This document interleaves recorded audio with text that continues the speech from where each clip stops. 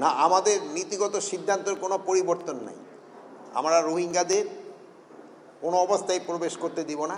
তারপরেও যারা ওই যে আপনি একটা বললেন সংখ্যা ঘুরে গেলে, ওটা হয়তো মানবিক দিক বিবেচনা করে আমরা হয়তো তাদের, যেহেতু ওই এলাকায় যুদ্ধ হচ্ছে, তাকে পাঠানো যায় নাই, বাট আমরা ম্যাক্সিমামে কিন্তু পাঠাই দিছি।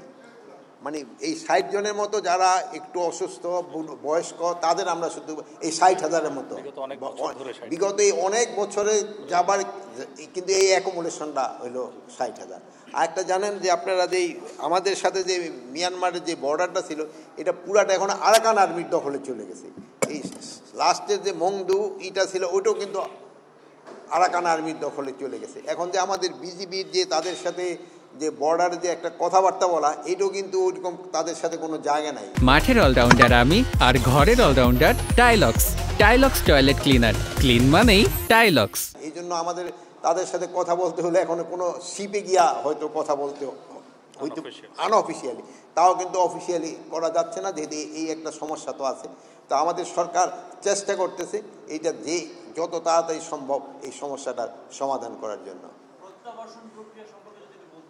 প্রত্যাবর্ষণ সম্বন্ধে আমি অত ডিটেল বলতে পারবো না, এটা আপনারা সে যদি জিজ্ঞেস করেন পররাষ্ট্র মন্ত্রণালয় এটা ভালো বলতে পারবেন। প্লাস আমাদের মাননীয় প্রধান উপদেষ্টা কিন্তু তার একজন স্পেশাল এনভয় নিয়োগ করে দিয়ে হয়েছে এই এটা করার জন্য, এবং আমরা সবাই একসাথে কাজ করছি।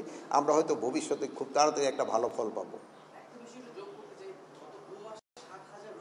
2 মাসে না, এই বছরের অ্যাকোমোডেশন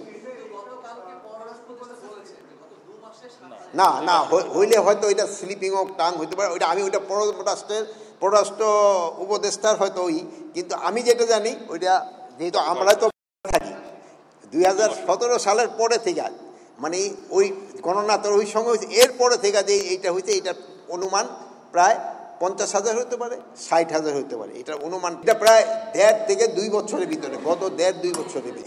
এখানে দুর্নীতি, এখানে আপনারা তো বর্ডারে থাকেন, আপনারা ওখানে দেখতে পারবেন ওই জায়গার পরিস্থিতিটা কি।